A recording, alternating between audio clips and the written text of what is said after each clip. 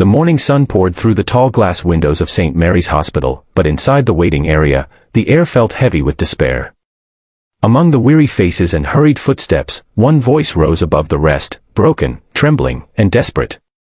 A young mother, clothes torn at the seams and a teddy bear dangling from her arm, clutched her sick child close to her chest. Her knees buckled as she fell near the reception counter, crying out, "Please, someone, please save my daughter." It wasn't just a cry for help, it was a scream of a soul breaking under the weight of helplessness.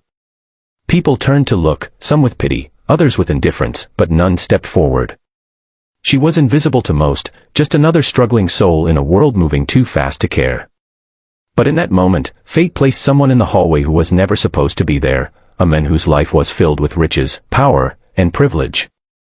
A man whose decisions moved markets and built empires. His name was Adrian Cross, one of the wealthiest men in the country. And what he witnessed that morning would change him forever. If you believe in kindness, compassion, and second chances, don't forget to like, share, and subscribe to Kindness Corner. Comment below to tell us why stories of hope matter to you. Adrian had only come to the hospital for a quick board meeting about a new medical wing his foundation was funding. He had no intention of stopping in the waiting area. His life was a carefully managed schedule of luxury cars, private jets, and appointments that never waited. But as he passed the counter, he froze. His sharp eyes landed on the woman kneeling on the cold floor, holding a fragile little girl whose cheeks were pale and whose small chest rose and fell with shallow breaths. The mother's name was Marissa Lane. Life had not been kind to her. Once a bright student with dreams of becoming a teacher, she had been abandoned by her partner when their baby girl, Sophie, was only a few months old.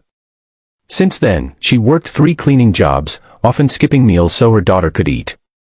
Poverty clung to her not just in her torn jacket and worn shoes, but in the way her shoulders slumped with exhaustion. Yet her eyes told a different story, they burned with fierce love, the kind only a mother fighting for her child could carry. For weeks, Sophie had been ill. A fever that would not break, weakness that left her unable to stand, and a cough that grew worse by the day. Doctors had confirmed she needed an urgent, expensive treatment. Without it, her chances were slim. Marissa had begged every charity, knocked on every door, but all she collected were sympathetic smiles and whispered apologies. And now, at the hospital desk, she was being told once again, "We can't start the treatment without the payment." Her cries echoed through the sterile hallway.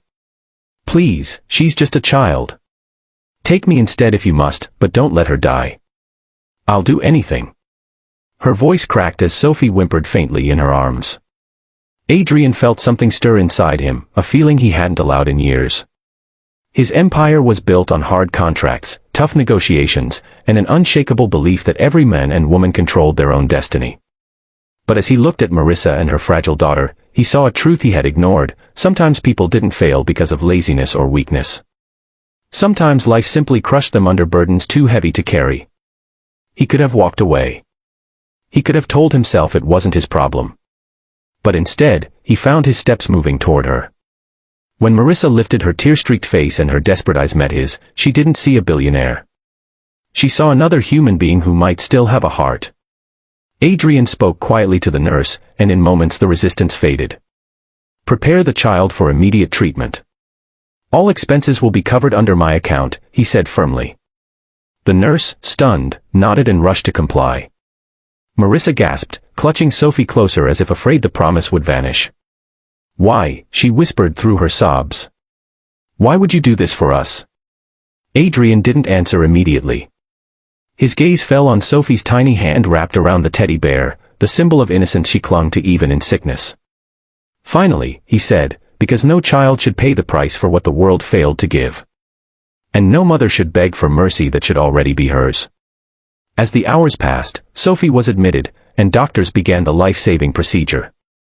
Marissa waited outside the room, trembling with a mixture of fear and hope. Adrian stayed, too, his expensive suit and polished shoes out of place among the worn plastic chairs of the waiting area. He sat beside her in silence, his presence a strange comfort. Memories haunted Adrian as he waited. Long ago, he had grown up in poverty himself. His own mother had faced countless nights of hunger just to keep him alive. He had buried those memories under layers of wealth and success, never allowing himself to feel that pain again. But Marissa's voice had torn down those walls, reminding him of where he came from, and of a love he once knew, the love of a mother who gave everything. Hours later, the doctors returned with news. Sophie's condition had stabilized. The treatment was working. Relief flooded Marissa's face, and she collapsed into tears, this time of gratitude. She turned to Adrian, unable to find words strong enough to thank him. But Adrian wasn't finished. He learned about Marissa's struggles, how she juggled jobs, how rent consumed her small income, how every day was a battle just to provide her daughter a chance to live. His heart, hardened by years of business battles, softened in the face of her resilience. Quietly, he made a decision. He arranged for Marissa to receive steady financial support, not as charity, but as a job within his foundation. He promised her flexible hours, enough to provide for Sophie without sacrificing her health. He also set up an education trust fund for Sophie, ensuring she would never be denied opportunities because of poverty. Marissa, overwhelmed, shook her head in disbelief. "You don't even know us. Why go this far?" Adrian finally allowed himself a small smile. "Because once, someone gave my mother and me a chance. And it changed everything. I think it's time I return that gift." The story of Adrian Cross and Marissa Lane spread quietly at first, whispered among hospital staff, then carried by those who had witnessed the scene. In a world often clouded by greed and indifference, one act of kindness had ignited hope. A billionaire, once untouchable, had chosen to bend down and lift someone who had fallen. And that choice had not only saved a little girl's life but had also rewritten the future for an entire family. As the sun set that evening, Marissa held Sophie close, her daughter's tiny breath stronger now, her color returning.